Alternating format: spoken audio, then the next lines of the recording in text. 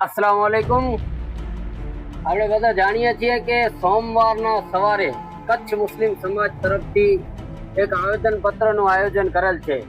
હાલે ચાલી રહેલા પૂરા કચ્છમાં ડિમોલેશન અને ખાસ કરીને વનોરા ગામના અંદર હાઈકોર્ટમાં અંડર પ્રોસેસ કેસ હોવા છતાંય અને પંચાયતના ઠેરાવ હોવા છતાંય ડીડીઓ અને તલાટીની મિલીભગતથી 9 ઘરોના ડિમોલેશન કરવામાં આવ્યા હતા. તેના વિરોધમાં સમસ્ત મુસ્લિમ સમાજ કચ્છ તરફથી કાલે સવારે 11:30 વાગે આવેદન પત્ર આપવામાં આવશે.